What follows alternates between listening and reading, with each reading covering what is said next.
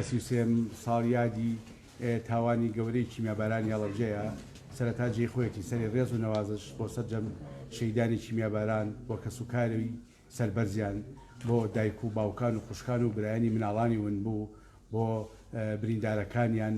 بۆ خەڵکی شاری هەڵەبجە و سەرجەم شەیدانی کوردستان دابنێوێنین خۆتان دەزانن 33 ساڵ لەمەوبەر لە ڕۆژی 16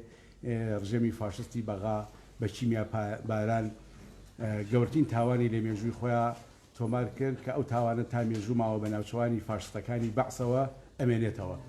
بەڵام خەڵکی هەڵەبجە بە مێژووی خۆی سەلمانی لە کیمیاباران و لە ناپاڵم باران و لە زۆر شت بارانی تر گەورەتر و گەورەترە بۆیە ئێمە ئەوان کیمیابارانیان کردین ئێمە ئاوەدانیەکەینەوە ئەوان کیمیابارانیان کردین گەلی کورد ڕاپەڕی ئەوان کیمیابارانیان کردین خەڵکی هەڵەبجە و حکوومەتی هەرێمی کوردستان دەستی ئاوەدانکردنەوە دەستی خۆشگوزارانی ڕاکێشین بۆ مەرێمە. ئێمە ڕۆژی 16 مانگ لە کاتژمێر 9 لە فلکەی شەید و سمبولی کیمیاباران سمبولی هەڵەبجە شەید عومەری خاوەر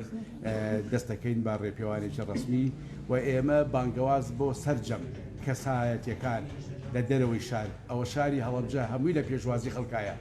بەڕێزان مامۆسایانی ئاینی بەڕێزان مامۆسایانی وتارخوێن بەڕێزان خەڵک و کەسایەتیەکان لە سەرجەم خزمانمان لە هەڵەبجە لە شارە زۆر هەورامان سەرجەم دام و دەستگاکان دائیرەکان مؤسساتەکان هەمووی هەڵەبجە و شارە زۆر هەورامان لە خزمەتی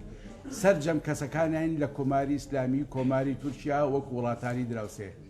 لە عێراقی فیدراڵ وەکو خاوەنی دەوڵەتی عێراقی خۆمان کە عێراقی فیدراڵە لە وڵاتانی دەوروبەر واتە لە وڵاتانی ئەوروپا پێشوازیەکەین هەچ کەس دێ بۆ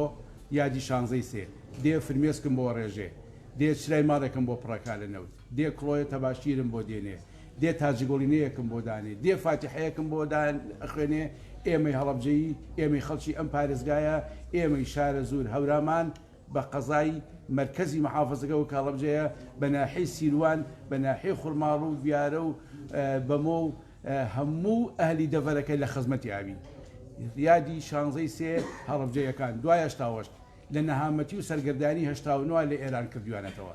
خەڵکی هەڵەبجە لە ئەوروپا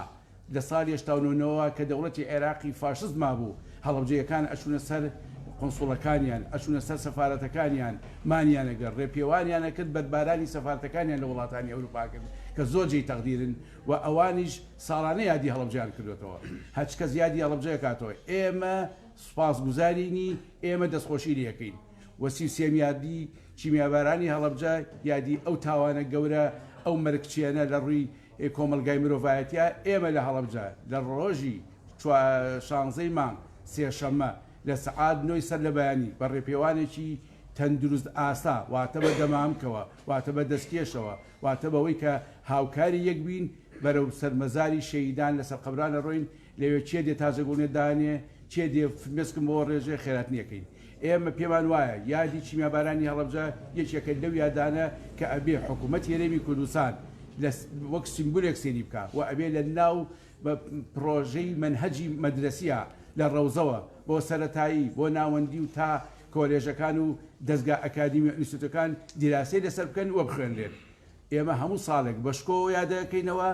وەرجێی خۆیەتی لێرەوە جارێک کە سەری ڕێز بۆ شەیدانی کیمیاباران بۆ برینداران و کەسوکاری سەربەرزیان بۆ دایک و باوک و خوشک و برایانی مناڵانی ونبوومان بۆ ئەم دەڤەرە کە نزیک بە 80 تا 100,000 کەس لە خەڵکی هەڵەبجە لە خەڵکی شارە زۆر لە خەڵکی ئەورامان بەهۆی 16 هێشتاوەشتەوە با بڵین پەرەوازە بوون چوونە ئێران چوونە ئەوروپا و بوون بە ئاردی ناودڕک هیوادارین حکوومەتی هەرێمی کوردستان چۆن هەڵەبجەی کردووە بە پارێزگا کە جێی دەستخۆشی و جێی تەقدیرە چۆن هەنگاوی سەرەتایی بۆ دەستی ئاوەدانی بۆ ڕاکشانی کارەبا بۆ ئاو بۆ قوتابخانە بۆ پارک بۆ زانکۆ بۆ ساحینی و دەوڵەتی گەورە بۆ دیارشی تر کردووە هەڵەبجە برینەکەی زۆر گەورەیە پێویستی بە لای جدیتر و لای گەورەتر هەیە وەجێ خۆیەتی لێرەوە سوپاسی پەرلەمانی کوردستان بکەین کە ڕۆژی سێشەممە 16 مانگ لە بەرنامەی تایبەتی خۆیان بۆ 33 ساڵیادی کیمیابارانی هەڵەبجە برایانمان لە پەرلەمان لەسەر جەم فراکسیۆنەکان بە سەرۆکایەتی پەرلەمانەوە کۆبوونەوەیەکی تایبەتیان کردو و ئیداری پارێزگای هەڵەبجەشیان داوەت کردووە جێی تەقدیر و جێی ڕێزە سوپاسیانەکەین و هیوادارین ئێمەی خەڵکی هەڵەبجە سەرەتا لە مامۆسایانی ئاینی بەڕێزەوە کە مێژوویەکیان لەسەری سپی و لە ڕۆحی سپی بۆ خەزمەتی ئەم شارە هەیە لە حکوومەتی هەرێمەوە کە لە دوای 92 دەستی ئاوەدانی ڕاکێشا و دوای دروستبوونی یەکەم کابینە لە کۆمەڵانی خەڵکو و ڕێکخراوەکان میدیاکاران گەنجان لاوان قوتابیان خوێندکاران کە سوکاری شەیدان ئەو ڕۆژە بەشکۆیەکی گەورە لە گەورەتر سەربەرزە سەربەرزر ڕابگرین نەمری بۆ کەسوکاری بۆ شەیدانی چیمیابەرانی هەڵەبجە سەربەرزی بۆ کەسوکاریان بۆ کەسوکاری مناڵانی ونبوو بۆ سەررجەم ئەو کەسانەی کە لە ڕۆژی شانزەی سیا بەهۆی تاوانی چیمیابارانی بەعسەوە تووشی نامەتی بوون سوپاس بۆ بەڕێست سازم سامان لە پێیان مانگەشتنامەتان بۆ هیچلایەنێکی فەرمی و ڕێکخراونە دەوڵەتەکان لە ئاستی ناوخۆ دەرەکی نردووە بەرپرسانی حکوومەت هێرێم کەسیان ئامادەیە بن لە شانزەی سێ ئێمە بانگێشتنامەیەک و داوت نانێرین کارەساتی هەڵەبجە کارەساتی جەرگ بڕ و تاوانی گەورەیە لە ویژدانی مرۆڤایەتی لەسەر ڕووی زەوی واتە لە باکوور و باشووری زەوی واتە لە وڵاتانی دراوسێ واتە لە عێراقی فیدراڵ واتە لە ئەوروپاش بۆیە هەچ کەس دێت سەرەتا وتمان لەم مؤتەمەرە سەحافی و ئەلانمان کردووە هەچ کەس لە نزیکترین لە ناحیەی سیروانی پاڵ خۆمەوە دێ بۆلام تا قوتبەکان تا سوید و دوولی ئەسکەندنافی ئێمە لە پێشوازیان لە خزمەتیانێن بەخێر بن سەر چاو دەربارەی بەرپرسانی حکوومەت ماوەسا ئازاد داوەتی هەموویمان کردوون چێ دێ ئازادە لە شانزەی حتمیا جەناب بوو لە پەرلەمان حەزر یان یەکێک لە بەرپرسانی ئێرە ئەو داواکاریانی کە بە فەرمی ئاراستی پەرلەمان یەکەم کە پەرلەمان بەدوایچووی بکە بۆی حکومەت جێبەجێ بکە ئەگەری مامڕی ئەو داواکاریان لە ڕۆژی شانزەی سێ لە پەرلەمان لە ئەجندەکەی جۆ ڕاگرە با پێت بڵێ ئێستا کەشفی ناکەن بەڵێ کاوی دەفەرم سەرکەوتوو بن بۆ مولایە